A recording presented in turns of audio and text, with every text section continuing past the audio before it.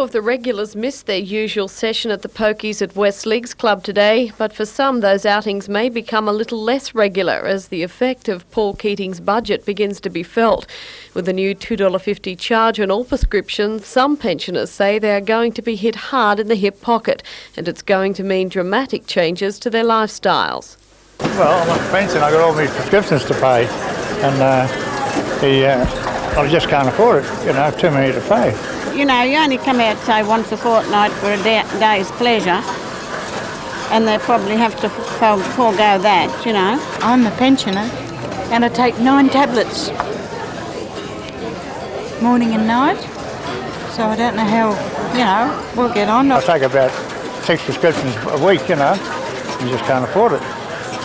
But while anger and disapproval were clearly the initial reactions to the budget, confusion too was evident as many pensioners attempted to sift through the maze of changes Mr Keating has introduced. Some weren't aware he'd increased the pension by $2.50 a week to offset the prescription charges. Even more didn't know that once script bills exceed $130 a year, all medication would be free. According to Federal Member for Newcastle Alan Morris, speaking by phone from Canberra, that lack of understanding was probably the toughest outcome of all for the elderly. I think the major concern won't be the money so much as the apprehension and the confusion that is likely to cause. In my own way, I'll be trying to contact the pensioners that I maintain or supply material to, and seeking to ensure they at least understand it, and also, of course, offering support and assistance if they have difficulty interpreting it. But despite the condemnation and the confusion it has sparked, Mr Morris insists the new prescription charge is a necessity. The problem of over-prescribing and misprescribing and so on would be much better solved if the pharmacists and the doctors were to cooperate in a scheme that would track that down. We've tried to do that for the last year or two and we haven't got the kind of response one would like.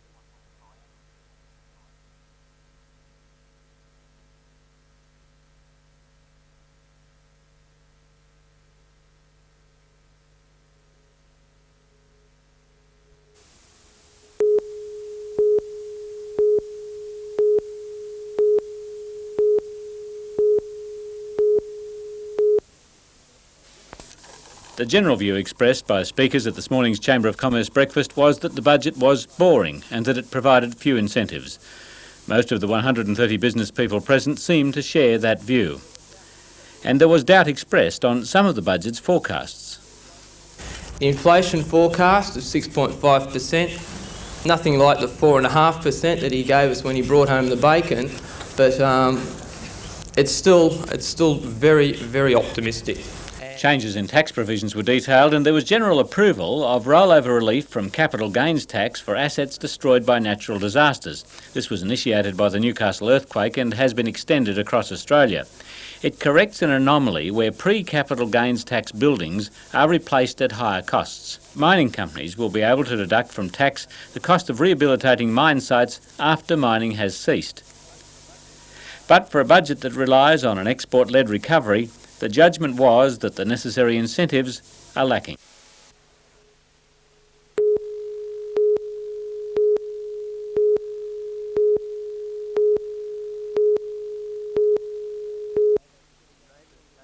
Neighbours say they saw young children running from a Roadworks site in Dunn Street, Edgeworth, soon after 6 tonight.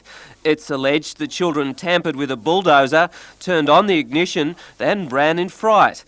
Luckily, the dozer's rippers anchored it to the spot, preventing the machine from ramming another and possibly smashing into a house.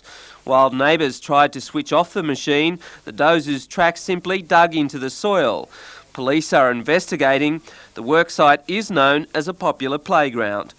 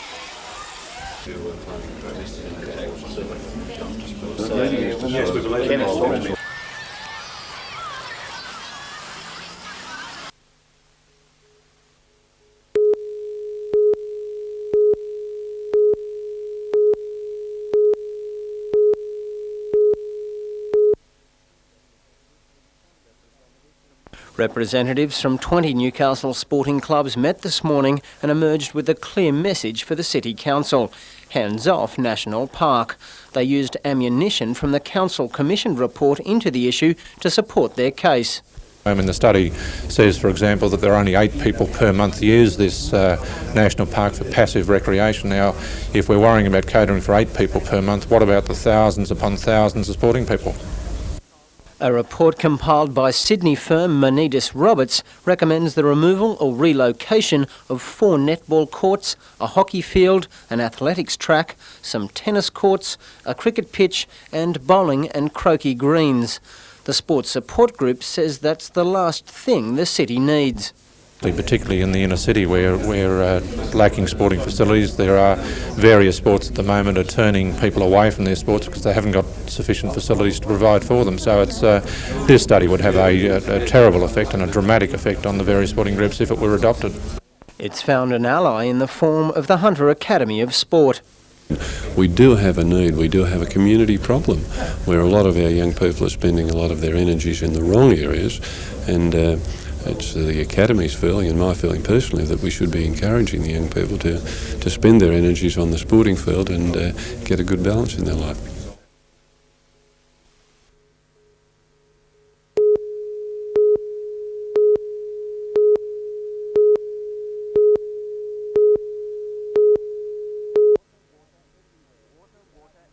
Water, water everywhere, 2,600 hectares of it. Since the wall at Glenbawn Dam was raised 24 metres 3 years ago, the dam's capacity has trebled.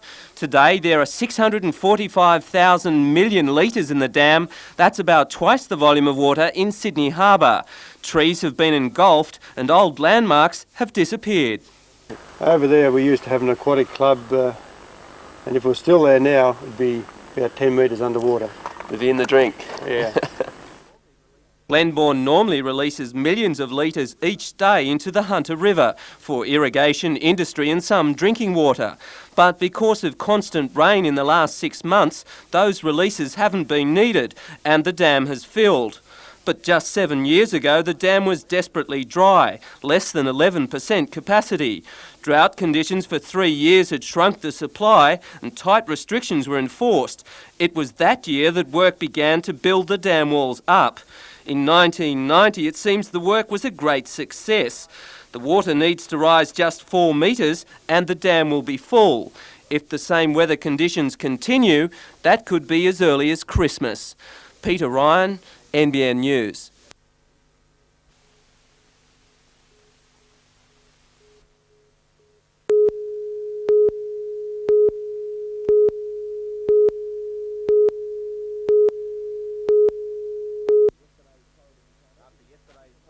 After yesterday's torrid encounter, it was a struggle for most players just to get out of bed this morning, let alone think about another clash with the Tigers in just over 24 hours. As the weary troops checked in this morning to spare for Steve Fulmer and Gary Worth, who will almost surely be ruled out of tomorrow night's match. I can't give myself much chance, Mike. I've got something wrong with my knee. I don't really know what it is, but I don't think it's too bad. There's not much swelling around there, so that's a good sign. We come this far, and I'd like to pull out some good games this time of year. The Worth incident has angered Knights officials as the classy fullback appeared to be hit late by an elbow from a Balmain player. The club won't take any action over that scrap or the blue between Mark Glanville and Steve Roach, which left the Knights lock looking worse for wear. I think I'll have to remember next time in the dark. Won't keep you out tomorrow night? No, it certainly won't. I'll be looking forward to tomorrow night, so hopefully it gets square. More serious controversy though regarding the no try to Tony Butterfield, which was the match winner in the end. The New South Wales Rugby League says that referee Eddie Ward erred in his decision to award the try. But for Butterfield... Did you think he scored it? A bit each way, very iffy. I think everyone can make their own minds up. You had a look at the replay? Yeah. What do you think? No comment. Balmain are in all sorts of strife, with Freeman definitely out of tomorrow night's clash, and Elias is only a 50-50 chance, along with McGarry, Steve Edmed, Michael Pobji and Paul Sirinen. However, welcome news for the Tigers in the form of legend Wayne Pearce. You'll declare yourself fit for the big game? Yeah, I've got to, because if we don't win tomorrow night, I won't be playing another game ever. So I've got to play tomorrow night. I will play, and hopefully I can contribute. Sporting cuts and bruises, the Knights headed for the West Walls End indoor swimming pool today to relax and iron out the bumps and regroup for the task at hand, a win over the Tigers and a shot at Manly on Saturday. One bonus today in Mark Sargent, fully fit and raring for a full 80 minutes. Mate, I'm convinced I got the full 80 in me, and you know, if need be, and hopefully that'll be the case, I'll be out there for the entire game. Yeah. With the possible changes being Gordon to fullback, McCormick to half and Kemp in the centres, the side will be playing on a lot of spirit. It's just a matter of fielding a team as close to 100% fit as we can, and I'm sure the blokes that come into the side will do their best. And let's hope they can reproduce this form once again. Kemp. Doyle. Gordon and Robinson. He beats him, he'll score, they won't catch him. He just brushed Robinson off. Now maybe the Knights have found a spark. Fulmer, Hagan, here's Doyle with Gordon for the corner, and Gordon will score! Oh, fine try from the Newcastle Knights.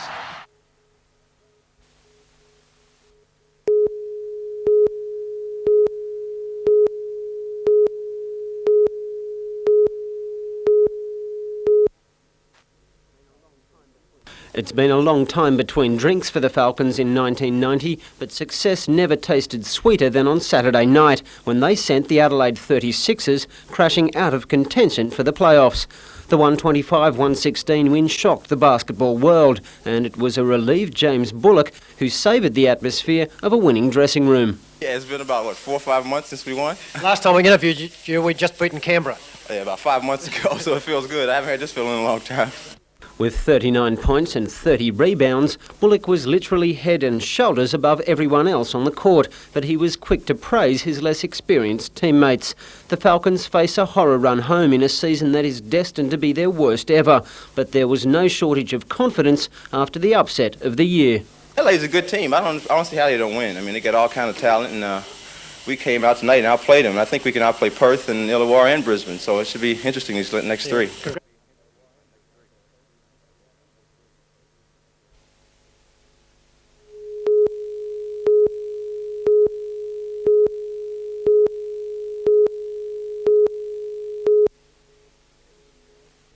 The 17-year-old had been asleep in an upstairs bedroom of this house at 37 Warona Street. The cause of the fire isn't yet certain, but a heater in the boy's room is thought to have started the blaze. He woke to the room well alight, alerted neighbours and tried to combat the fire with a garden hose. He was later treated for minor head injuries. Firefighters from 4 stations contained the blaze to the top storey, which was severely damaged.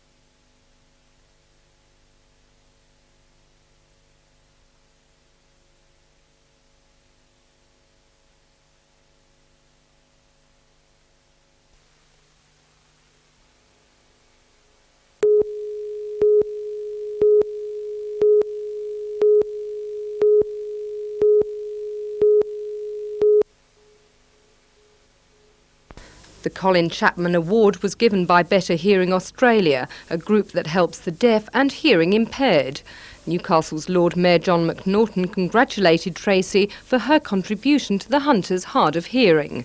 The Lord Mayor admitted to having a slight hearing problem himself, but at the lunch at the Waratah Mayfield RSL he found sympathetic company. A video with special subtitles was presented to former executive of Better Hearing, Fred Brown, who lost all hearing after an accident 9 years ago. The gathering heard that more than 1 million Australians have some degree of hearing loss. Other events for Deafness Awareness Week include a special romper room edition on NBN tomorrow for hearing impaired children and an information booth for sufferers set up at Charlestown Square.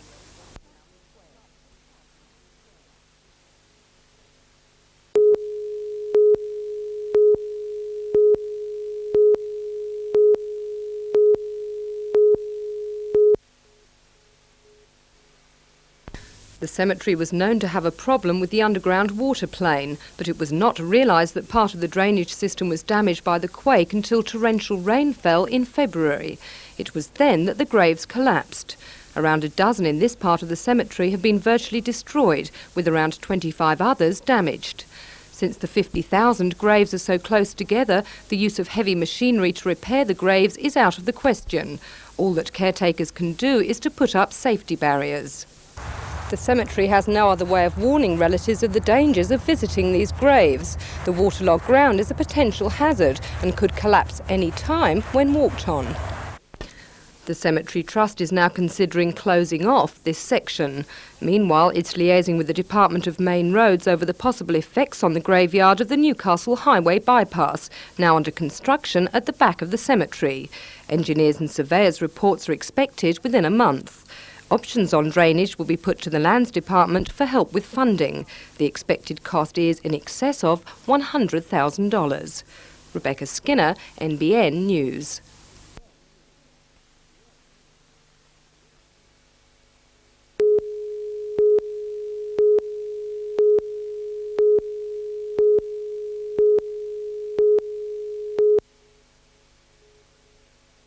The first call the fire brigade had was that there was smoke issuing from the former R.H. Taylor Mowers and Cycles building in Hunter Street. And the first fireman to arrive had to cope with dense smoke in the showroom which fronts onto Hunter Street. However, in seconds, the rear of the building was engulfed in flame. The blaze at first threatening the adjacent Technical College building. Brigades from a number of inner suburbs were called as firemen tackled the blaze from below and above. Other brigades were placed on standby on the downwind side of the fire as showers of sparks sailed skywards, bringing the threat of spot fires some distance away. It took almost 30 minutes for firemen to bring the blaze under control. While most of the building was damaged, the fire was prevented from spreading to adjacent buildings.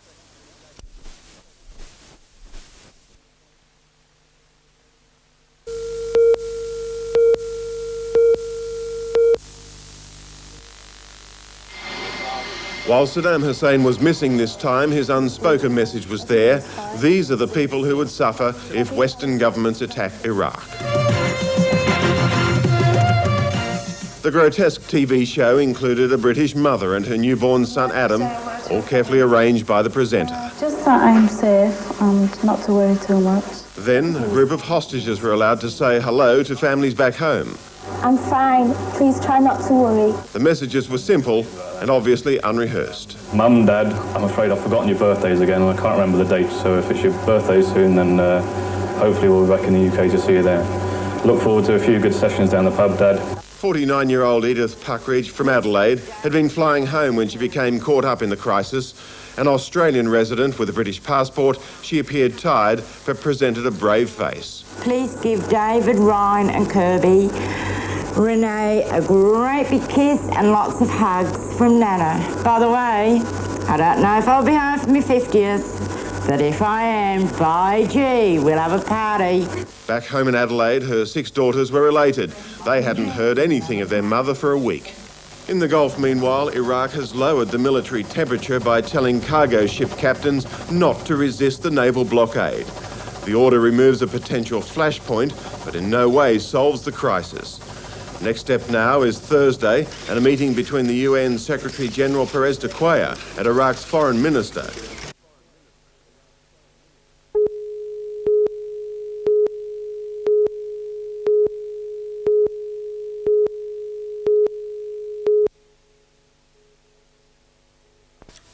A 000 call alerted the fire brigade that smoke was issuing from the former R.H. Taylor Mowers and Cycles building in Newcastle's West End.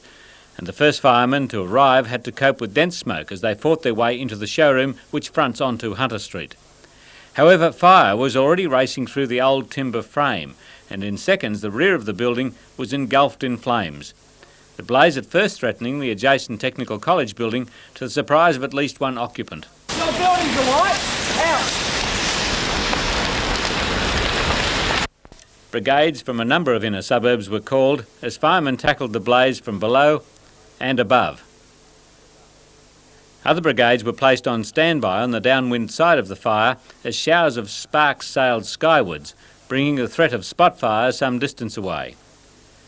Most of the buildings along this stretch of Hunter Street are earthquake damaged and unoccupied. Several have been used as squats by the city's vagrants. This fire hasn't come as a total surprise to Newcastle's firemen. They've been expecting that amongst the earthquake damaged and often abandoned buildings that we could see a fire like this. Nonetheless, it's extending them to control it. It took almost 30 minutes for firemen to bring the blaze under control and another half an hour before it was completely extinguished. While most of the building was badly damaged, the fire was prevented from spreading to adjacent buildings. Jim Sullivan, NBN News.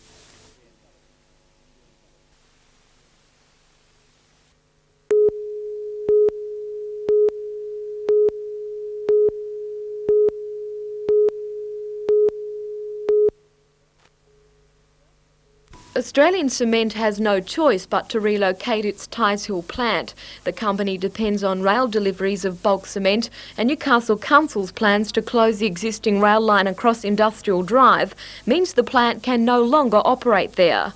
The new facility is planned for the western side of Heron Road, adjacent to the Kooragang coal loader. When completed in 18 months' time, it will be the company's largest waterfront terminal in Australia. At present, the Tighes Hill facility stores around 2,000 tonnes of cement at any one time.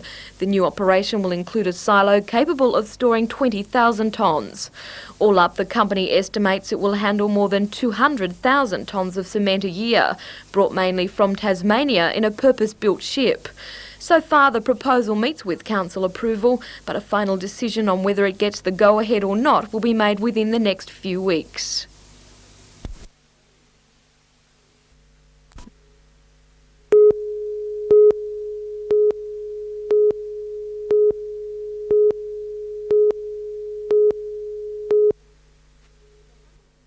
The Hamilton Municipal building at the corner of James and Beaumont Street was demolished shortly after the earthquake. The clock and its mechanism were painstakingly removed for safekeeping by council.